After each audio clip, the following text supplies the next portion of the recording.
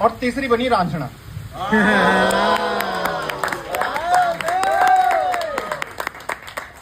चलिए, इस सीरीज की पहली जो कविता थी वो टू जोया थी, कुंदन के एंगल से। क्या बात है, क्या बात है, क्या बात है।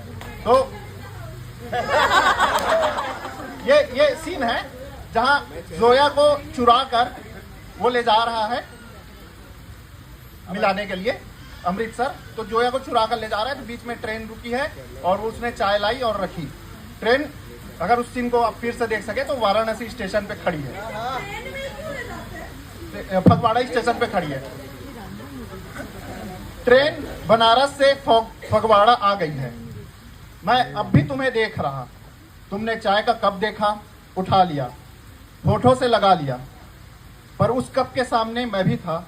मुझे भी देख लो, इसलिए नहीं कि मैं तुम्हारे होठों से लगना चाहता हूँ, इसलिए कि तुमसे कह सकूं कोई खासी दुश्मनी नहीं थी मेरी उस गोरे पंजाबी लौंडे से। मैं ही स्टेशन से अस्पताल लाया था उसे। जो तुम ये हिंदू मुसलमान का झूठ न कहती, जो तुम ये न कहती कि पंडित हो तुम, सैयद है हम, तुम कह देती कि कुंदन, तुम जैसे चिरकुट 12वीं पास बनारस से दिल्ली तक हजारों हैं।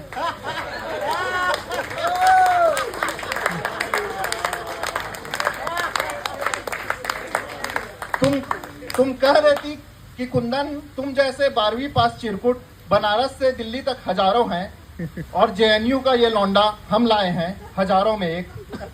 तो कसम मुरारी की, महादेव का इतना प्रताप है कि तुम्हें उससे मिला देते, फिर जलता बनारस 100 बरस, तो वही तांडव सही।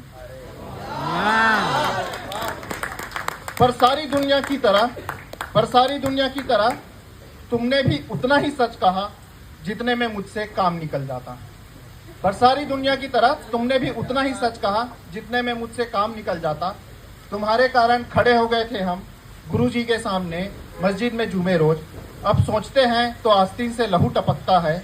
जी करता है कि तुम्हें कहें कि तुमसे भली तो दरोगा की बेटी बिंदिया है। ना